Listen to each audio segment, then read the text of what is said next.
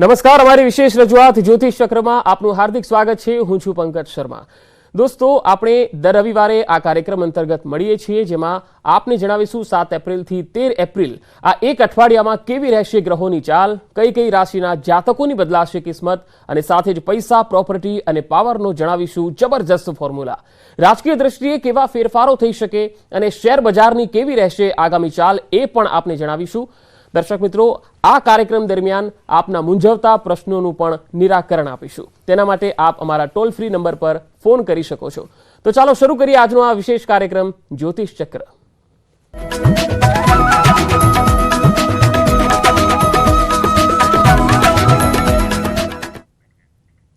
12 રાશિના જાતકો માટે આગામી 7 એપ્રિલથી 13 એપ્રિલ સુધીનું આ અઠવાડિયાનું ફળકથન કેવું રહેશે, એ વિશે તમામ માહિતી અને માર્ગદર્શન પૂરું પાડવા ન્યૂઝ 18 ગુજરાતીના સ્ટુડિયો પર ઉપસ્થિત છે બેજાન દારૂવાલાના પુત્ર, જાણીતા જ્યોતિષ અને સેલિબ્રિટી એસ્ટ્રોલોજર ચિરાગ બેજાન દારૂવાલા। ચિરાગભાઈ, આપનું હાર્દિક સ્વાગત છે। શ્રી ગણેશાય નમઃ। ચિરાગભાઈ, સૌથી પહેલા તો દર્શકો ટીવી સ્ક્રીન પર પોતાનું ફળકથન જાણવા માટે ગોઠવાઈ ગયા છે, ત્યારે આપણે શરૂઆત રાશિફળથી જ કરીએ।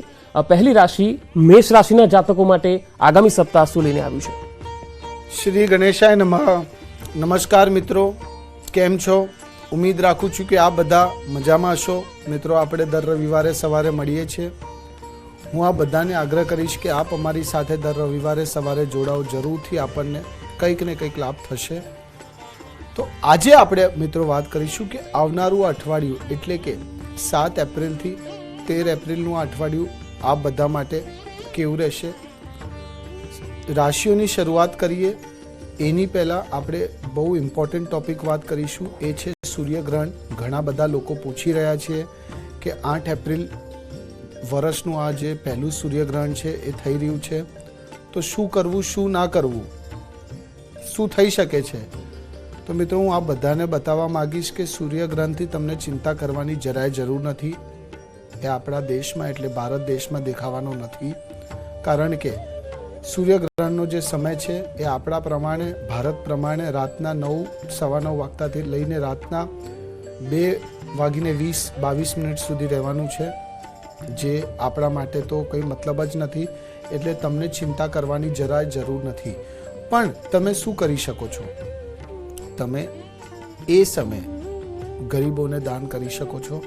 એ જ સમયે એટલે કે રાતના 9 વાગ્યા પછી તમે ગરીબોને દાન કરી શકો છો। સાથે સાથે તમે કોઈ પણ પ્રકારની જે સ્વીટ્સ છે એને પણ ડોનેશન કરશો, અને ગરીબોમાં નાના બાળકોને કરશો તો વધારે તમને એનો ફાયદો મળી શકે છે। મિત્રો, હવે રાશિઓથી શરૂઆત કરીએ। સૌથી પહેલી છે મેષ રાશિ। ગણેશજી કહે છે, મેષ રાશિના જાતકો, તમને તમારા જીવનમાં જે ઉતાર ચઢાવ ચાલી રહ્યું હતું એ દૂર થતું દેખાશે, સ્ટેબિલિટી દેખાશે, અને ઇમ્પોર્ટન્ટલી જે ડિસિશન્સ તમે નહોતા લઈ શકતા, જે અડચણો આવી રહી હતી એ ડિસિશન્સ તમે લઈ શકો છો, અને એ અડચણો હવે તમને દૂર થતી દેખાશે। નવી તકો મળી શકે છે। ધાર્મિક કાર્ય કરવા માટે આ બહુ જ ભાગ્યશાળી સપ્તાહ છે। સ્વાસ્થ્ય બાબતે થોડુંક ધ્યાન આપવું બહુ જરૂરી રહેશે। પરિવારનો, મિત્રોનો સપોર્ટ તમને મળશે, સહયોગ રહેશે। વાતચીત કોઈની સાથે પણ કરતા હો એ સમયે સંયમ અને શાંતિ જાળવી રાખશો તો મેષ રાશિના જાતકો એ આપણા માટે સારું રહેશે। આ અઠવાડિયું કોઈ પણ ઇમ્પોર્ટન્ટ ડિસિઝન, કોઈ પણ ઇમ્પોર્ટન્ટ કાર્ય જો કરવાનો વિચાર કરી રહ્યા છો તો સોમવારના દિવસે કરો, જરૂરથી તમને લાભ થશે। આ અઠવાડિયું તમારું સારી રીતે વીતશે। બીજી રાશિ વૃષભ રાશિ। ગણેશજી કહે છે, વૃષભ રાશિના જાતકો, તમારા વ્યક્તિત્વમાં તમને હકારાત્મક ફેરફારો જોવા મળશે। ધાર્મિક યાત્રાના પણ સારા યોગો બની રહ્યા છે। આવકના નવા વિકલ્પો મળશે। તમારી તબિયત ઉપર થોડુંક ધ્યાન રાખવાની તમને જરૂરત છે। તમારી જાતને શાંત રાખવાનો પ્રયાસ કરો। વધારે વિચાર કરશો તો સ્ટ્રેસ આવી શકે છે। વધારે વિચાર કર્યા કરતા કાર્ય કરો। ધાર્મિક યાત્રાના પણ સારા યોગો બની રહ્યા છે। જે લોકો એક વેપાર કરી રહ્યા છે એમ વિચારે છે કે સાથે સાથે બીજું કંઈ પણ વેપાર શરૂ કરું, તો બીજા વેપાર કરવા માટે પણ તમને ઓપોર્ચ્યુનિટીઝ મળી શકે છે. આ અઠવાડિયું વૃષભ રાશિના જાતકો ખરેખર લાભદાયક રહેશે, ફાયદાકારક રહેશે અને આગળ વધવાનો તમને મોકો મળશે. ત્રીજી રાશિ મિથુન રાશિ. ગણેશજી કહે છે મિથુન રાશિના જાતકો, બુધ તમને તરક્કી અપાવશે. સુખદ અને લાભદાયક સમય છે આ અઠવાડિયું. પ્રિયજનો સાથે તમારા જે સંબંધો છે એ સુધરશે. તમે લોકોને સારી રીતે કન્વિન્સ કરી શકશો. પ્રેમ સંબંધો ખીલશે. રિલેશનશિપને નેક્સ્ટ લેવલ ઉપર લઈ જવાનું વિચાર કરી રહ્યા છો તો એના માટે પણ સમય સારું છે. આ અઠવાડિયું એમ ગણી લો કે તમારું જે સ્ટ્રેસ છે એ દૂર થશે. સ્ટ્રેસ શું હતું? Legal issues, legal case. તો એક કોર્ટ કેસ, એ લીગલ ઇશ્યુઝ સમાધાન થઈ શકે છે અથવા તો કોર્ટ કેસ તમારા ફેવરમાં પણ આવી શકે છે. મિથુન રાશિના જાતકો, આ અઠવાડિયું આપણા માટે સારું રહેશે. પૈસાની લેવડ દેવડ કરતા હો તો સાવધાની રાખવાની બહુ જ જરૂરત છે. બાકી સારી રીતે નીકળશે.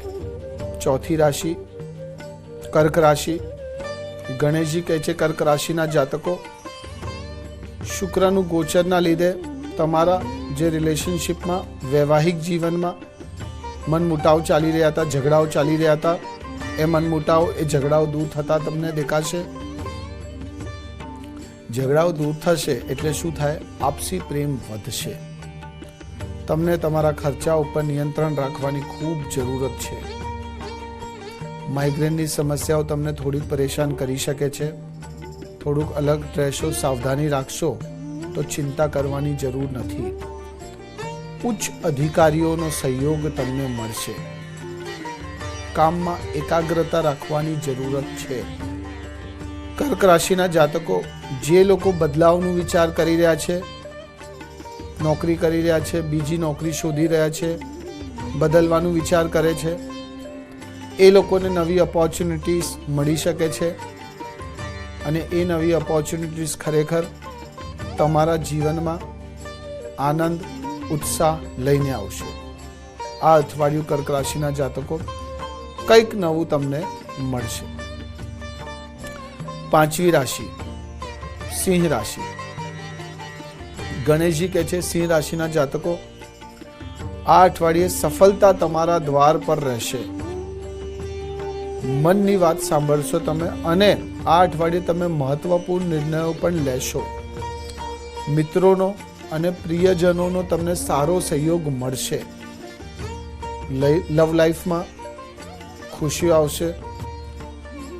કોઈ પણ પ્રકારનું રોકાણ કરતા હો, ઉતાવળમાં ના કરતા. ઉતાવળમાં કરશો નુકસાનકારક સાબિત થઈ શકે છે. આ અઠવાડિયું તમારું સ્ટેબલ રહેશે. છઠ્ઠી રાશિ કન્યા રાશિ. ગણેશજી કહે છે કન્યા રાશિના જાતકો, તમે ઉર્જા અને ઉત્સાહથી આ અઠવાડિયે ઘેરાયેલા રહેશો. સાથીદારો તમને શ્રેષ્ઠ નોકરી શોધવામાં મદદ કરશે. શેર બજારથી તમને સારો ફાયદો મળી શકે છે. નવા સંપર્કો બનાવવા પર ધ્યાન કેન્દ્રિત કરશો તો એ આપણા માટે સારું રહેશે. સારા ઇન્વેસ્ટર્સ તમને મળી શકે છે. તમે તમારા વ્યાપારમાં કંઈક બદલાવ લાવવાનું વિચાર કરી રહ્યા છો તો એના માટે પણ સમય ખૂબ જ સારું છે અને પોઝિટિવ છે. જરૂરથી તમને લાભ મળશે. કન્યા રાશિના જાતકો, એટલું ધ્યાન રાખજો કે તમે ઘણું બધું કરી શકો છો. આ સપ્તાહના અંત સુધી કંઈક સારા સમાચાર મળી શકે છે અથવા તો તમારા અટકેલા પૈસા પણ તમને પાછા મળી શકે છે. લેવડ દેવડ ઉપર ખાસ ધ્યાન રાખવાની જરૂરત રહેશે. આ અઠવાડિયું તમારું સાદી રીતે નીકળશે. તુલા, વૃશ્ચિક અને ધનરાશિની જો વાત કરીએ તો તેમણે શું સાવધાની રાખવાની છે? હવે આપણે આવીએ સાતમી રાશિ ઉપર, એટલે કે તુલા રાશિ ઉપર. ગણેશજી કહે છે તુલા રાશિના જાતકો, જીવનમાં જે ઉતાર ચઢાવ ચાલી રહ્યું હતું, જે ઇન્સ્ટેબિલિટી હતી, એ ઉતાર ચઢાવ હવે તમને દૂર થતું દેખાશે. સ્ટેબિલિટી આવશે. પોતાની અંગત વાતોને કોઈની સામે પણ પ્રગટ ના કરતા અટકી શકે છે કાર્ય. જે વિદ્યાર્થીઓ ઉચ્ચ અભ્યાસ માટે બીજા રાજ્યમાં, બીજા દેશમાં એટલે કે વિદેશ જવાનું વિચાર કરી રહ્યા છે, પ્લાનિંગ કરી રહ્યા છે, ક્યાંક ને ક્યાંક સારી ઓપોર્ચ્યુનિટીઝ નહોતી મળતી, તો એ ઓપોર્ચ્યુનિટીઝ તમને મળી શકે છે. આ અઠવાડિયે એના સારા યોગો દેખાય છે. કોઈ તમારી સાથે ચાલાકી કરવાનો પ્રયાસ કરી શકે છે, એટલે સાવધાની રાખવાની જરૂરત છે. કાનૂની મુશ્કેલીઓ તમારી દૂર થશે. તમારી મહત્વાકાંક્ષાઓ, તમારી ઈચ્છાઓ આ અઠવાડિયે પૂર્ણ થશે. 8મી રાશિ વૃશ્ચિક રાશિ. ગણેશજી કહે છે વૃશ્ચિક રાશિના જાતકો, અહંકારને તમારી અંદરથી કાઢી દો, ક્રોધને કાઢી દો, પછી જુઓ તમને કેટલું મજા આવે છે. ગુસ્સાને રાખશો તો તમને કંઈ પણ નહીં મળે. લગ્ન કરવાનો વિચાર કરી રહ્યા છો તો સારા પાત્રો મળી શકે છે.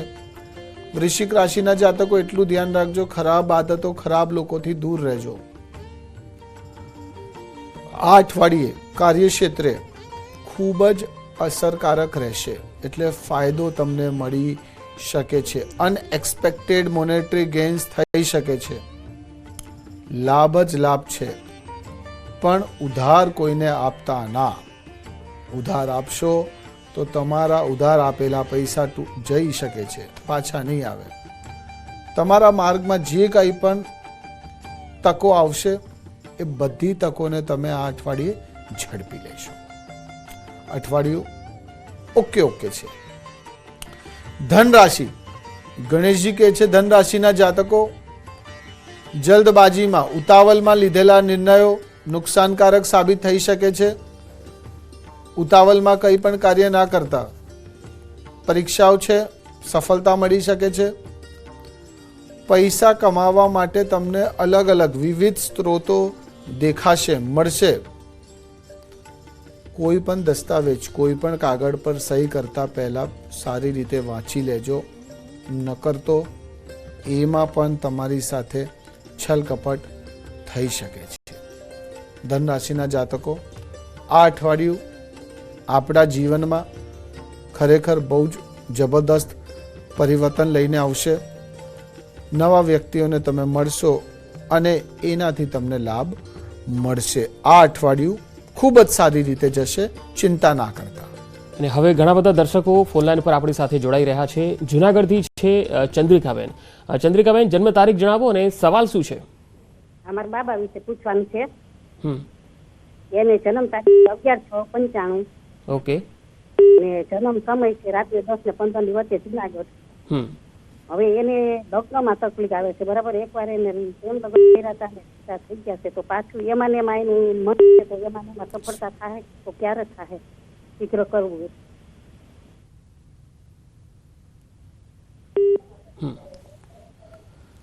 જો તકલીફો આવી રહી છે, બરાબર, તો જુલાઈ પછીનો સમય સારો છે.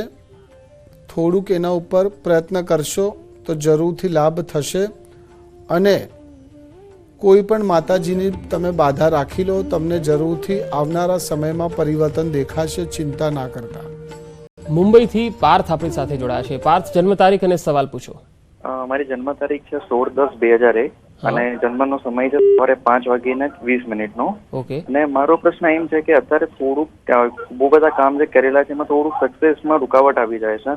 તો ઓવરઓલ કરિયર કેવું રહેશે અને આ વર્ષ કેવું રહેશે? મતલબ કે રૂકાવટો આવશે કે સક્સેસફુલી જે કાર્ય જે ઈચ્છેલા છે બધા પૂરા થઈ જશે? પાર્થભાઈ, તમને એક સાથે ઘણા બધા કાર્યો કરવા છે, પણ મારું પર્સનલ સજેશન એ છે કે 1-2 કાર્ય ઉપર ફોકસ કરો. તમારો જે સમય છે એ ખરેખર સારો ચાલી રહ્યો છે અને ફરવરી પછી પરિવર્તન છે, એટલે કે મને લાગે છે કે તમે જે સ્પીડ ઉપર જઈ રહ્યા છો એ બરાબર છે. થોડુંક પ્લાનિંગ કરીને કાર્ય કરો, મજા આવશે. આગળ આપણે વાત કરીશું હવે મકર, કુંભ અને મીન રાશિની, અને સાથે દર્શકોના સવાલો પણ લઈશું. હાલ સમય થઈ ગયો છે એક નાનકડા બ્રેકનો.